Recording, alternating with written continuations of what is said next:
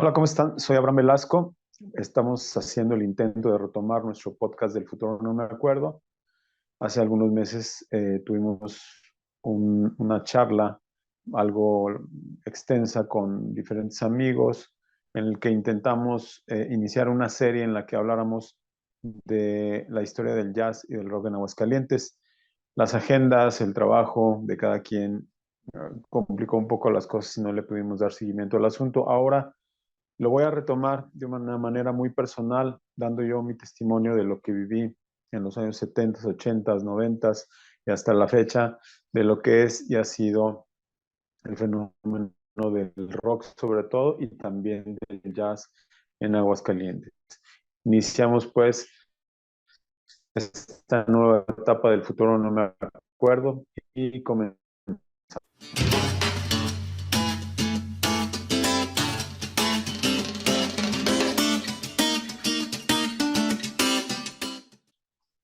Bueno, desde un poco desde la primaria ya empezaba yo a tener interés por la música y en mi casa había una revista Life. En esa revista venía un reportaje muy largo de los Beatles y eso mm, prendió mi interés hacia la música del rock. Quiero abordar el tema específicamente en esta emisión, en este capítulo, de los medios impresos que a los jóvenes de aquellos años nos orientaron para poder saber y buscar y encontrar algunas de las propuestas más interesantes del rock que se estaba produciendo a nivel mundial. Entonces, los medios impresos en Aguascalientes, que a lo largo de varias décadas fueron como una guía para que nosotros pudiéramos encontrar la música que nos interesaba en aquellos años. En aquellos años era muy difícil tener acceso a cierta información. A hoy tenemos con un clic, podemos acceder a muchísima música, a muchísima información, podemos escoger. La oferta es muy amplia y a lo mejor es excesiva, pero en los años 70, cuando yo tenía unos entre 10 y 12 años, era como complicado. Como les decía, yo por medio de la revista Life empecé a despertar mi interés por los Beatles. Y algunos parientes, primas, amigos, conocidos, que ya por medio de la radio, por medio de amigos que viajaban, empezaban a aconsejarte qué cosas comprar y qué cosas no. Pero para mí fue muy importante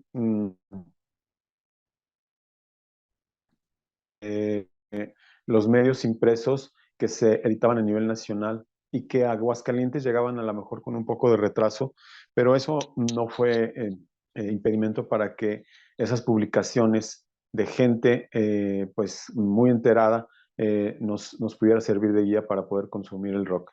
Era un fenómeno curioso, a veces comprábamos discos a ciegas o por más bien decirlo a sordas, porque a veces te basabas nada más en la portada y resultaba que el disco no era lo que tú esperabas o a lo mejor resultaba mejor de lo que tú esperabas. Eh, yo recuerdo que la primera publicación que compré era una publicación que se llamaba Rock Poster, que era, por un lado, era un póster como de un metro 60, 70, en forma rectangular. Era la foto de algún artista famoso de los años, de aquellos años, Jimi Hendrix, Janis Joplin, los Rolling Stones. Y por el otro lado venían recuadros con información de conciertos, información de discos, información de lo que estaba haciendo tal grupo o tal otro, eran como artículos y reportajes, y pues esa fue la primera publicación a la que yo tuve acceso. Yo sé que ha habido otras, pero esa fue la primera con la que yo tuve acceso. Una muy importante para mí fue después la revista Conecte. La revista Conecte, editada por José Luis Pluma, legendario periodista del rock mexicano, del rock en general, era casi un periodicote. Era una revista bastante grande y ahí venían mm, artículos, publicaciones, formación. Recuerdo que había corresponsales que estaban en en Estados Unidos o en Inglaterra que mandaban las reseñas de los conciertos que habían presenciado o incluso de entrevistas que habían hecho a artistas muy famosos de aquella época. Recuerdo que vi publicada una entrevista a David Bowie, por ejemplo, en la que David Bowie declaraba de manera abierta como su bisexualidad, entre otras cosas que tenían que ver con su carrera musical. Y eran entrevistas hechas por corresponsales, pues personas mexicanas que vivían en Estados Unidos o en algún país del extranjero y que eh, eran fanáticos, pues, y tenían acreditaciones para poder acceder a esto. La revista Conecte, yo creo que hasta fechas no muy lejanas, o sea, fechas muy recientes, todavía se publicaba. Y fue una revista que duró, no sé, desde los 70s, 80s, 90s, 2000s. Tuvo una larga vida la revista Conecte y fue muy importante como una publicación informativa para, para mucha gente que nos gustaba el rock y también como una plataforma para muchísimos grupos, tanto a nivel nacional como a nivel internacional.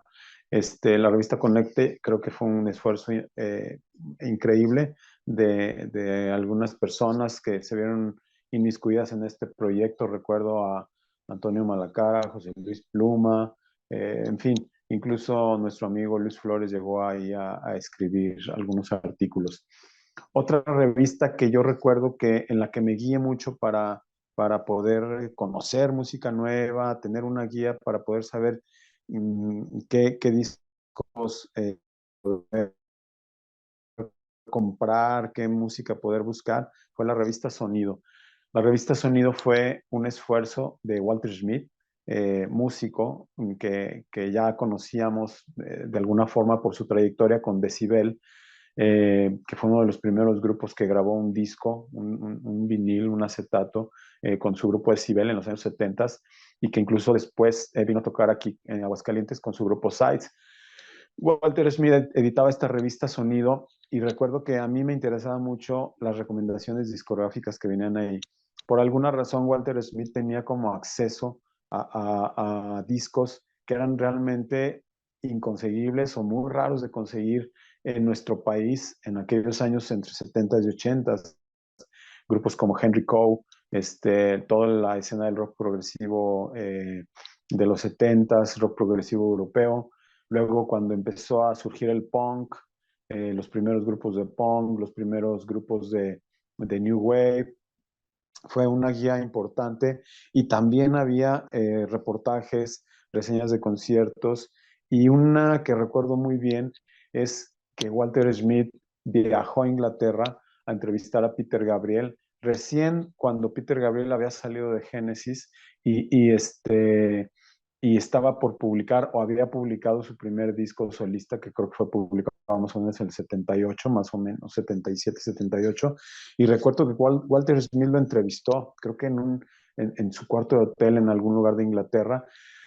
Todos estos esfuerzos que hacían estas personas que editaban estas revistas, pues era muy admirable porque no era nada fácil tener acceso a este tipo de artistas, conseguir la información para poder pues darte información fidedigna y el acceso a los discos que les digo, pues era importante ver reseñado grupos como Henry Coe, grupos como Magma, grupos como el Balletto di Bronzo o grupos de New Wave como Ultravox. Y yo me guiaba en eso para poder tratar de encontrar o consumir la música que me estaba interesando. La revista Sonido también tuvo una sección importante de apoyo a grupos nacionales. Ahí, por ejemplo, en la revista Sonido fue donde yo por primera vez escuché hablar de Dangerous Rhythm, que después se volvió Ritmo Peligroso. Ahí escuché hablar también de Size y de toda la escena que estaba surgiendo en los principios de los finales de los 70, principios de los 80 en nuestro país, de High Fidelity Orchestra, etcétera, etcétera. La revista Sonido fue un esfuerzo muy importante. No duró muchos años, pero bueno, creo que yo tuve la colección completa de todos los ejemplares de la revista Sonido. Más adelante de la revista Sonido hubo ya en los cercanos los noventas, en los ochentas, la revista Banda Rockera. La revista Banda Rockera, publicada, editada por un periodista, Vladimir Hernández, era como una especie de fanzine, como una especie de, inició como una especie de fanzine, pero luego ya tuvo su propia editorial y la revista Banda Rockera se enfocó muchísimo en apoyar la escena underground, la escena subterránea de nuestro país, este, sobre todo en la música, pues como más marginal, el punk, el metal, cosas nuevas que estaban surgiendo, siempre tenían cabida en la revista Banda Rockera. Esto ya, como digo, como mediados, finales de los ochentas, principios de los noventas, había reseñas discográficas de grupos nacionales que ya estaban empezando a editar cosas por medio de sellos independientes como Lejos del Paraíso. El Banda Rockera yo creo que fue una plataforma muy importante para toda la escena emergente del rock mexicano que se estaba gestando y que después fueron grandes artistas muy reconocidos. Yo recuerdo portadas de la revista Banda Rockera con Rebelde Punk, con Cecilia Toussaint. Se le daba cabida y se le abrían las puertas a toda la escena mexicana. Tuvieras una disquera transnacional o fueras autogestor y tú tuvieras tu propia producción, tú maquilabas o fueras parte de algún sello disquero independiente.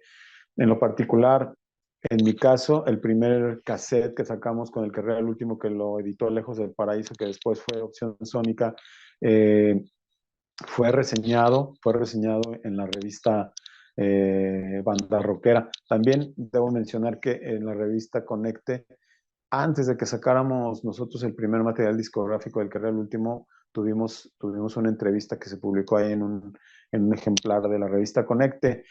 Eh, la revista Banda Rockera también tuvo una vida larga y fue muy importante, yo siento, para la difusión, para la información de lo que estaba pasando, sobre todo en el rock mexicano, pero también daban cabida también a cosas de rock internacional, como sobre todo latinas o en español.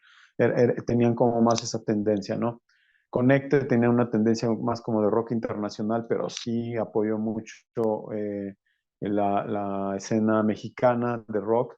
Incluso recuerdo que ya hacia más entrados los años, antes de que desapareciera, la mitad de la revista estaba dedicada al rock internacional de Connecte y la otra mitad estaba dedicada al rock mexicano, al rock latino. Ya después, pues una revista que yo creo que tuvo muy buena manufactura, fue muy bien editada, fue muy bien cuidada. La gente que escribió ahí también era gente muy informada. Fue la revista La Mosca en la Pared. La revista La Mosca en la Pared también fue muy, inició apoyando mucho el rock mexicano. Hugo García Michel creo que inició con esa tendencia, aunque también siempre se habló como de la calidad de los grupos que se reseñaban, de los conciertos que se reseñaban, de los discos que se reseñaban, como que se buscaba dar la información más fidedigna, más objetiva. Yo creo que fue un esfuerzo admirable, la edición siempre estuvo muy bien cuidada en todo, en su papel, en todo, y creo que después hubo cierta decepción por parte de Hugo García Michel, que fue el editor y empezó a hacer como una especie de mofa del rock mexicano, llamándolo rockcito mexicano. Claro, no con todo, como que era muy selectivo y apoyó a bandas muy importantes. Nos dimos cuenta de muchas cosas por medio de esa revista, nos informamos por medio de esa revista. Creo que la revista tuvo una vida amplia, creo que como 10 años, y fue importante para todo el rock mexicano y para todo el rock internacional. Las reseñas discográficas siempre también fueron una guía importante, más o menos acertadas, y podías como tratar de buscar el material que te recomendaban o el material que estaba ahí como criticado, pues tenías como una brújula para poder saber qué música consumir, ¿no? Sobre todo de rock. También una revista que pues tuvo su nivel de importancia fue la revista Nuestro Rock, que circuló también a nivel nacional, editada por Ricardo Bravo, un buen amigo. Eh, Ahí se le dio básicamente cabida al rock mexicano y al rock pues latino, al rock en español. Fue una muy buena plataforma también con reseñas de conciertos, entrevistas a grupos que estaban empezando a surgir y que estaban causando mucha expectativa, reseñas discográficas. Fue una revista también muy importante.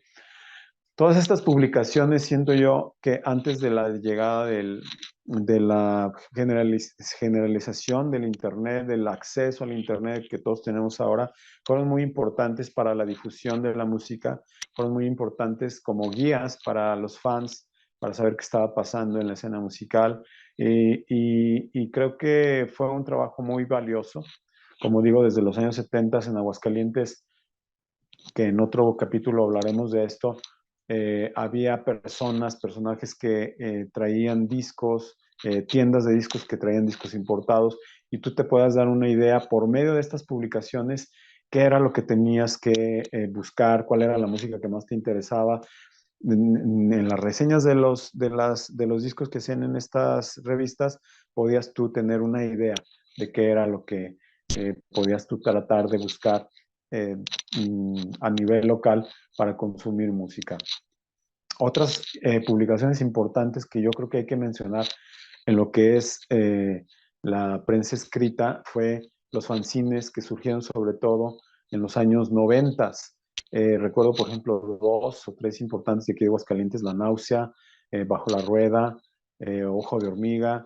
Eran fanzines, la palabra fanzine viene de magazine, o sea, de una revista hecha por fans, ¿no? Entonces, tenían como tendencia a hablar mucho de la escena local. En los fanzines se hablaba mucho de lo que estaba pasando a nivel local, qué grupos estaban surgiendo, dónde iba a tocar cada tal grupo, tal otro. También se publicaban poemas o se hablaba del disco que había sacado el grupo local, etcétera, el grupo local tal o cual. Fue un esfuerzo mucho más independiente, y los fanzines, al menos en la localidad, se editaban por lo regular en fotocopias, eran hechos a mano, y también creo que aportaron mucho a la difusión de lo que era difundir la música de rock en nuestra localidad, en nuestra ciudad, en nuestro estado, ¿no? Entonces, esa era la manera en la que teníamos un poco una guía de lo que podía resultar de nuestro interés, de la música que podría resultar de nuestro interés. El rock en México en los años 70, 80 no fue una música que pudiera tener una difusión amplia a nivel popular, no era programado en la radio, no encontrabas cualquier cosa en la radio. Ni tampoco en la prensa escrita acerca de los grupos o de lo que estaba sucediendo con el movimiento de rock en Europa o en Estados Unidos o en Latinoamérica. Por ejemplo, todo el movimiento de rock argentino acá en México no fue conocido hasta mediados de los años 80. Todo lo que pasó en los 70 fue conocido como de una manera posterior. Entonces, todas estas publicaciones ayudaron mucho a que se gestara, a que se generara interés, a que se difundiera, a que pudiéramos tener algo de información acerca de la música que nos encantaba en aquellos años y que no era tan fácil de conseguir, y que tampoco las revistas eran tan fáciles de conseguir, pero uno se daba la tarea de informarse para poder consumir y poder escuchar la música que estaba resultando de nuestro interés en aquellos años de juventud. Bueno, este es el tema hasta este momento. Vamos a concluir este primer emisión del Futuro No Me Acuerdo con el tema de los medios de comunicación en el rock y en el jazz en nuestra localidad, cómo fueron nuestra guía. En un próximo capítulo vamos a hablar de los medios electrónicos, quiénes eran las personas que se preocuparon por difundir la música de rock y de jazz en los medios electrónicos en Aguascalientes. Lo vamos a ver en un próximo capítulo. Antes de despedirme, quiero, como siempre, darles una recomendación discográfica. Hoy les recomiendo un disco, pues, extraordinario en mi punto de vista. Lo tengo en vinil, lo tengo también en CD. Y esta es la edición original del 78 de este segundo disco de UK, United Kingdom, Danger Money. Es el grupo formado por John Wetton, Eddie Jobson y Terry Bozzio. Rock progresivo, ya de los últimos supergrupos de rock progresivo que de los 70 surgieron. Este disco es de 1979. Es un rock progresivo realmente muy bien hecho, muy original. Eh, Todos ellos eran exintegrantes de grandes grupos. John Wetton de King Crimson, Eddie Jobson con Frank Zappa, con Jethro Tull y Terry Bozzio también con Frank Zappa y con su grupo Missing Persons posteriormente también hizo muchas cosas. El rock progresivo así genuino de los años 70, UK, se los recomiendo mucho, lo pueden yo creo que escuchar en Spotify, yo creo que sí está. Esta es la recomendación del día de hoy y bueno, me despido por esta vez, espero que escuchen este podcast y que escuchen el siguiente capítulo en el que hablaremos de los medios electrónicos en Aguascalientes que difundían el rock y el jazz y que fue algo muy importante para la gestación de los músicos y del público que consumía este tipo de música en aquellos años y hasta ahora en Aguascalientes. Yo me despido, soy Abraham Velasco. Esto es Del futuro no me acuerdo. Hasta la próxima.